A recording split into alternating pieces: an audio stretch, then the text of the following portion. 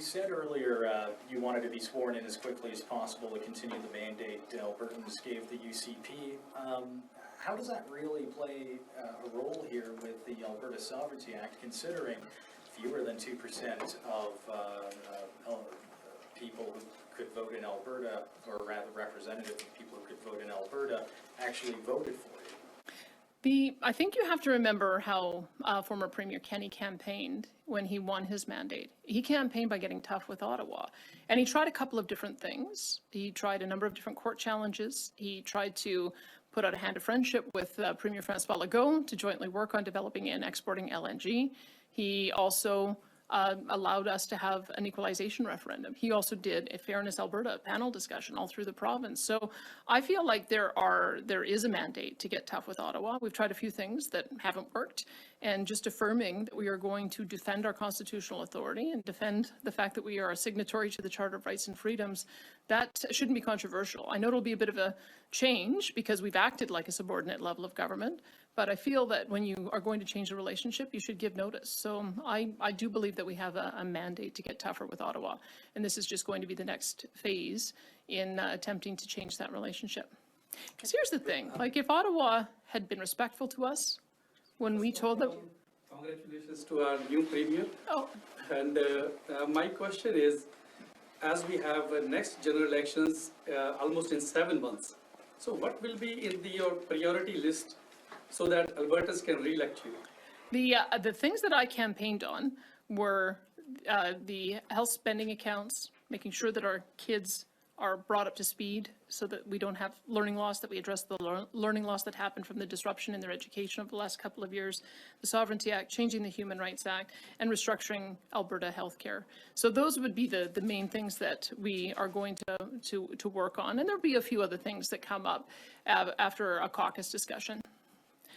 But can I just go back to the earlier question? Because when we had the equalization referendum and got a 62% mandate on it, that was us asking the federal government to engage in a constructive discussion with us about how to reform our relationship. That was the mechanism.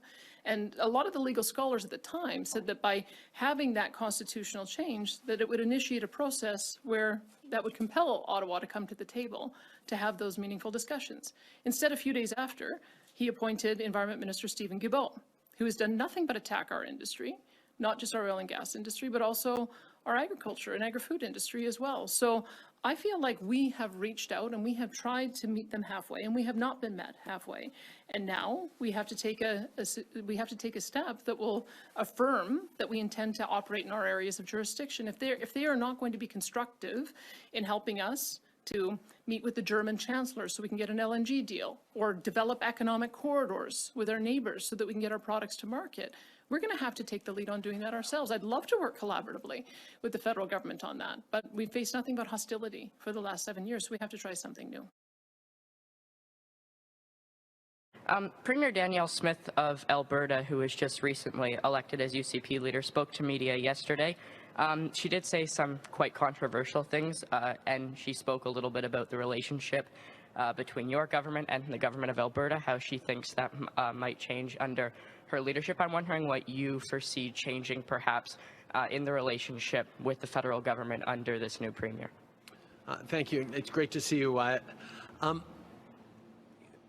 Our approach on working across the country with premiers has always been consistent, in that we are there to deliver for Canadians that need help and support. We're there to grow the economy. We're there to fight the rising cost of living. We're there to develop the solutions that are going to lead to good jobs and good careers as we fight against climate change and grow the economy. And I'm looking forward, as I said to Premier Smith when I spoke to her just a few days ago, I look forward to work with her on a range of things that I know Albertans expect us to work together. Obviously, there's things we disagree on, but my focus will always be on the things that Canadians tell me are their priorities. Making sure they can put food on the table, making sure they have good jobs that'll take them not just through the next year, but the next decades. Make sure there's opportunity for their kids to grow up in a healthy environment with good careers. These are the things that are priorities for Canadians in Alberta and right across the country. And those are the things that I'm looking forward to working with Premier Smith and all premiers on.